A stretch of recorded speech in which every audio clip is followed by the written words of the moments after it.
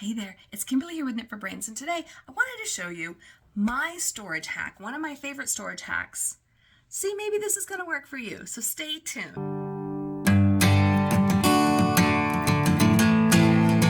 Hey there, Kimberly here with Knit for Brains, and today is not so much a tutorial, but I'm going to take you for a little bit of a peek into the labyrinth that is my yarn storage.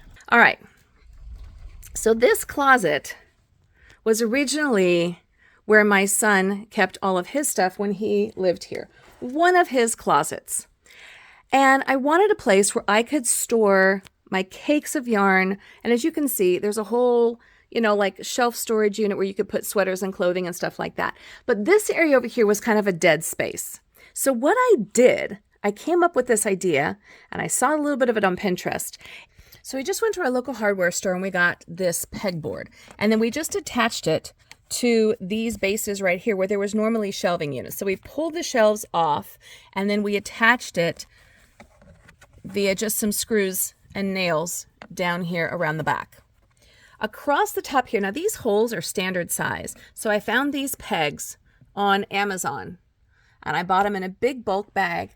And then what I do when I get one of my cakes, I just basically come in and I put the peg right through the center of the cake. And then I just feed it right on, just like so.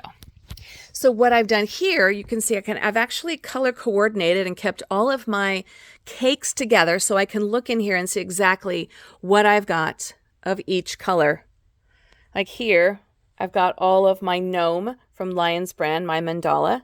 So I know everything's right here. I think it actually makes a really pretty statement as well. So I just go ahead and I take one of the cakes and I just find that peg right through the center and it fits on really nicely. Now, I have been known to take some of the larger cakes like this and then they actually wedge in really nicely, just like that. So once again, I just take it and I just wedge it in there. And you can even put a smaller cake right in there. So I just take it and I just wedge it in there. And this keeps the yarn up off the ground really nice and safe. Now the other hack that I found is I decided to keep these racks. So you might have a closet at home that maybe has some old coats in it or something like that. You can repurpose it. But what I did, instead of taking these out, I kept these on and I got these little S hooks that I found on Amazon that look just like this. So I take the S hook and I take the smaller end. There's a larger end and a smaller end. I wrap the smaller end around the yarn and the larger end, I just bring it down and I just hang it right there on my shelf. And it fits perfectly. And I can keep all of my yarns together, all in the same colors, all in the same schemes. So everything hangs together. And it keeps it up off the floor so it's not going to get eaten or messed with by little critters or little furry paws.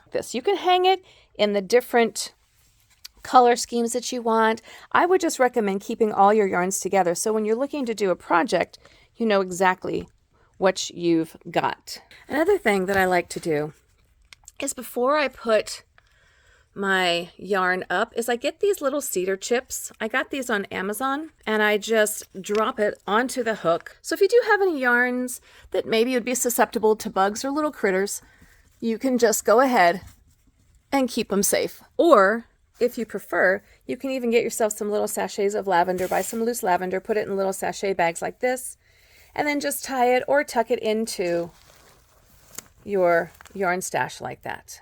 So this is Kimberly with Knit for Brains showing you my yarn hacks for stashing my yarn. Thanks so much for watching. Stay tuned, like and subscribe, tell your friends about us, and as always, I'll see you soon.